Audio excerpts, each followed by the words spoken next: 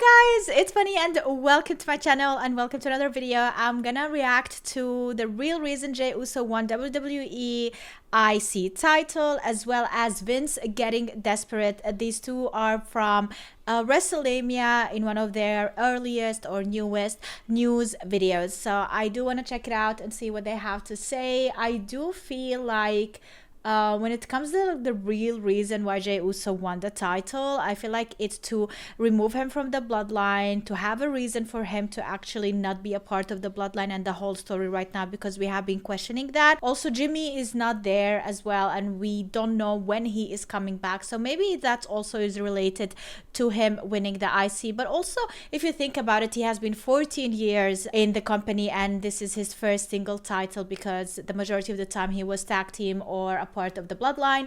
But when it comes to the news with Vince getting desperate, I feel like this is related to Netflix and the docu series, which is coming out today, you guys, and I will be reacting to it today, and I will upload all the episodes on my Patreon, patreon.com/supportbunny, if you are interested in checking that out.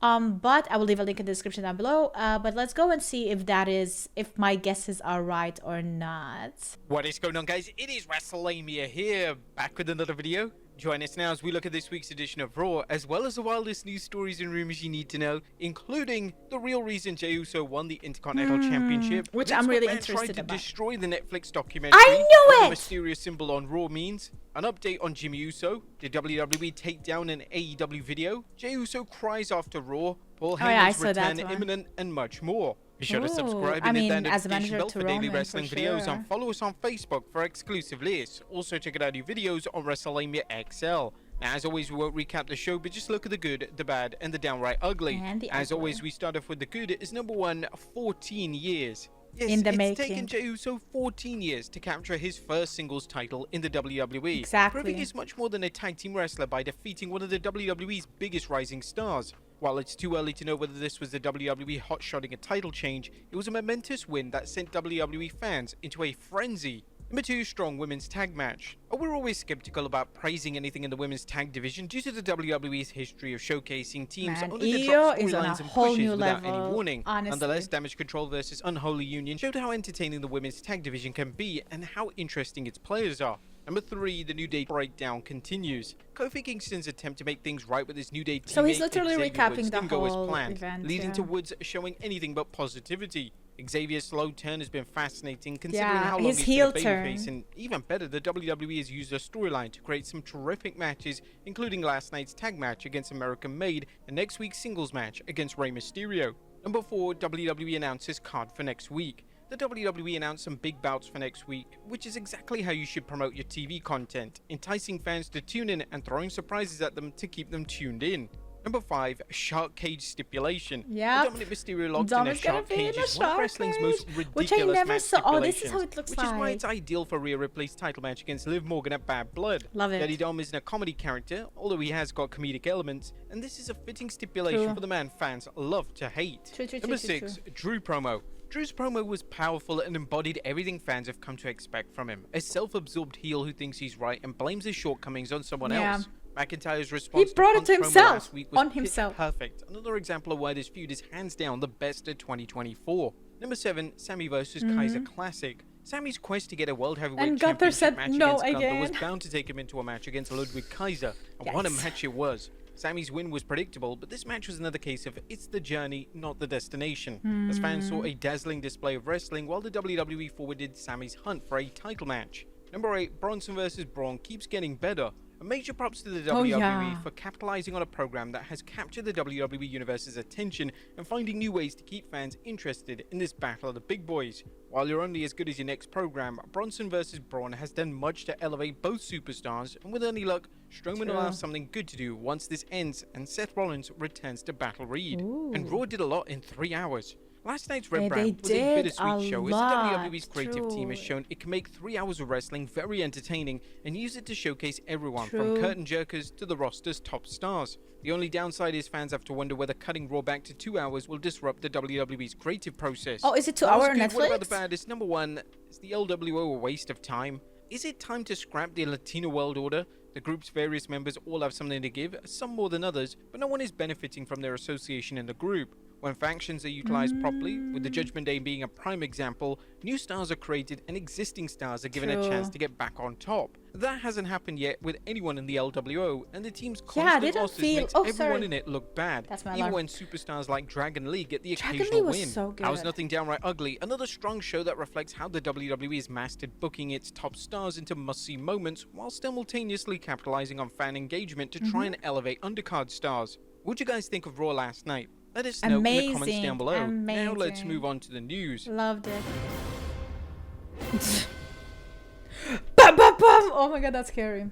Okay, I think we're gonna talk about the real reason. Yeah, that's what I wanted to see. Championship. At top of today's news is Jey Uso's shocking Intercontinental Championship win over Braun Breaker. Shocking, not surprising. While the title win is a good way to solidify Jey Uso's singles run and remind fans that the title changes can happen when you least expect them, the biggest reason may have to do with more Braun Breaker than main event Jey Uso. It seems that the WWE is preparing to turn Braun Breaker babyface. I really don't know why would they do that though. I feel like maybe it could work, but I do love Braun as a heel.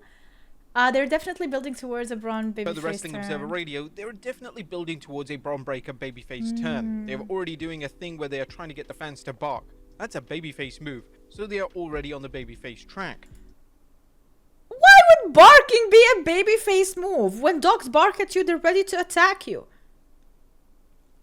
Just because like the audience loving the fact that they are heel and they are not hating on them, heels can be loved too and supported.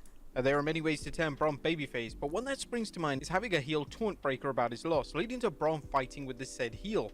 The WWE has shown that as powerful and talented as Braun is, his weakness is his arrogance, that no one can defeat him. Braun's loss to Jey, along with a catalyst such as a heel antagonizing him about his title loss, could cause Breaker to reevaluate his approach and become a better wrestler. Like humbling him down. That's what I think. Should Braun Breaker be turning babyface? Let us know in the comments down below.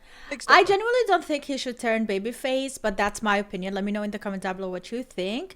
However, I do genuinely think that he needed humbling down, and I feel like this is the way the company did it. Like, yeah, we give you a piece or like a taste of glory and you took it for granted. You're shitting on people who have been there in the company and supporting the company for so long, and now we are gonna humble you down.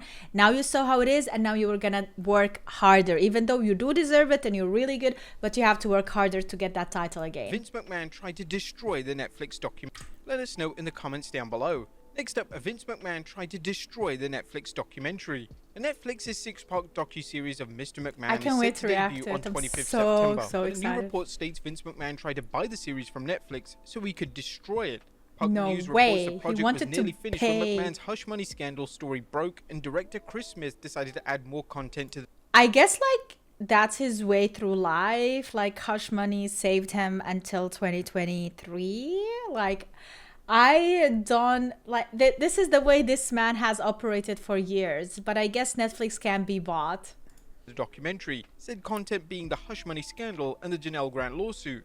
Vince McMahon was reportedly heavily involved in the original project, giving interviews and such. However, the original and new versions are believed to be drastically different, with the rumor being that the revised docuseries is a complete burial of McMahon.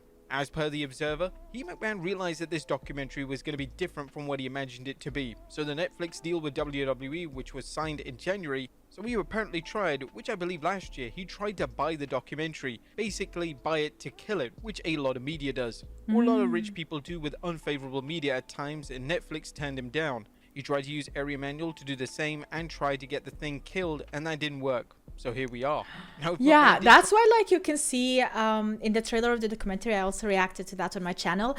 You can literally see him being in the interview and talking about his success and stuff. And what I think the first couple of episodes are going to be like dealing with his success and how he made the company and like his starts from when he was younger, his father, the influence of his father on the company as well, and everything in between. And that's gonna like sound really inspirational and sound really good, and then we're gonna have like from a baby face to a heel turn, you know, like, and then we're gonna literally see all of that be thrown in the water, and we're gonna see the man, the true man behind it all, and how did he get all of that success and where he is today and what he has done with all the success that he had achieved, because power can corrupt you. And that's, I feel like, the message of the docu. But also the reason they made it that way is because they don't want any drama once the Raw is out on Netflix. They want to like deal with this and have it in the like have it behind them, and they can move on with a new slate or new page with Raw on Netflix in 2025. Try to buy the series and bury it. Netflix really must feel it's worth showing, despite its business relationship with the WWE. Next up, Vince McMahon breaks silence. Vince McMahon recently made a rare public statement about the Mr. McMahon program. McMahon has actually stayed out of the public eye since stepping down from the WWE. According to The Hollywood Reporter, McMahon watched a partial early cut of the docuseries and said, "This doc falls short and takes the predictable path of conflating the Mr. McMahon character with my true self, Vince. The title and promos alone make that evident." McMahon released a statement via social media, and here's an excerpt. "A lot has been misrepresented or left out entirely in an effort to leave viewers intentionally confused. The producers use typical editing tricks without context footage and dated sound bites, etc., to distort the viewer's perception and support a deceptive narrative." This is actually a narrative. That is actually really true. I agree 100% with what Vince said there. But at the same time, if you have like if there are no evidence, if there is nothing out there, the media cannot just make up stuff. They need some type of thing to rely on and show it as a proof. So you did start it, but the media, the way they edit it, they can make it thousands of times worse, and they can change the perceptive, and the editing can make it look like it is something else. Like, I definitely agree when it comes to that. Like, media is really powerful, but at the same time, if you are not a bad guy, nothing bad can be said about you.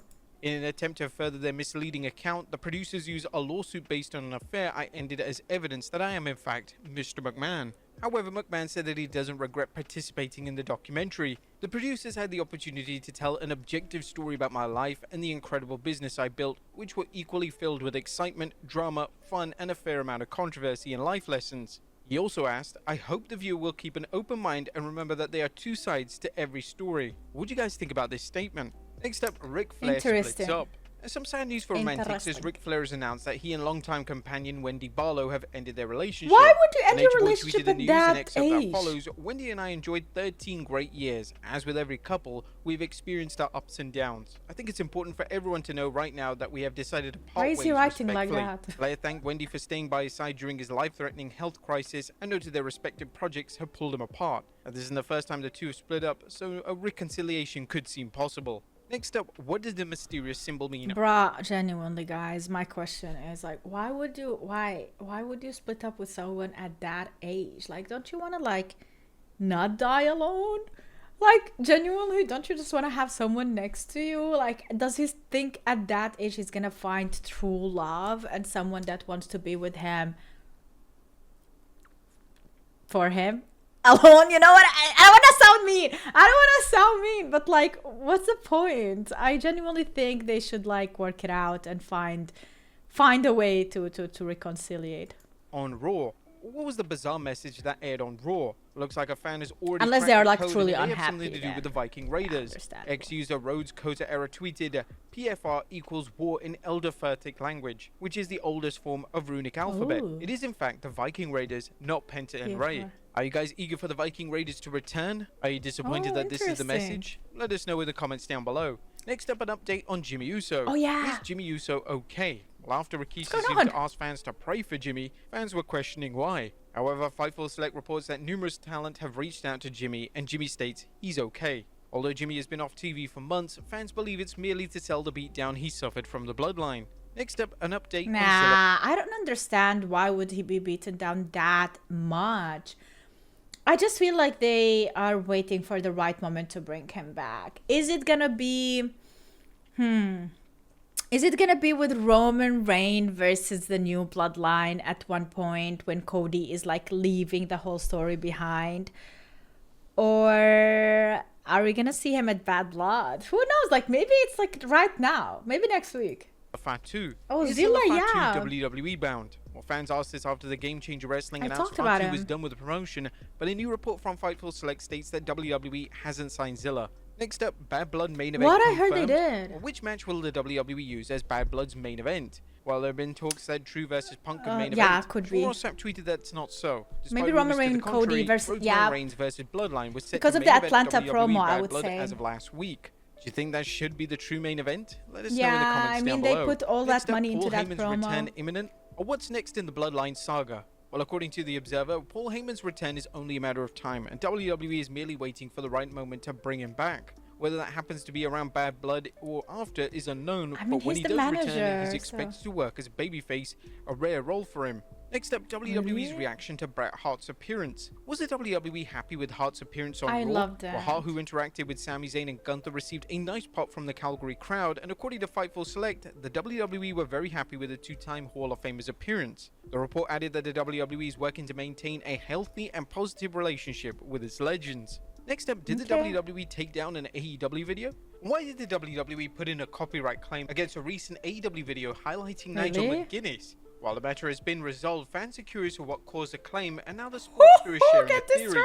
The theory appears to be that the package might include footage of McGuinness wrestling in Ring of Honor that WWE still has on its own YouTube channel. Even though they own AEW you. now They owns own Ring of Honor, prior to everything. that purchase, WWE used archived Ring of Honor footage to create a package for McGuinness, as well as clips for his Ring of Honor roundtable with Seth Rollins and Bryan Danielson. Whether this was a technical error or an example of the WWE antagonizing AEW is unknown. And finally, Jey Uso cries after Raw. Yeah, we saw that. We've seen plenty of reactions to main event Jey's title win, but how did the man himself feel? Well, after Raw went off the air, a fan managed to capture footage of Jey Uso crying, with the crowd chanting, "You deserve this." That. What an absolutely touching moment. It is unfair, but we also saw it with the interview that Jackie did. It is on WWE. If you're interested, you can check it out. But also, it's a part of my reaction on my Patreon. Oh my goodness. I kind of knew all of this, you know. I'm so happy that I guessed right.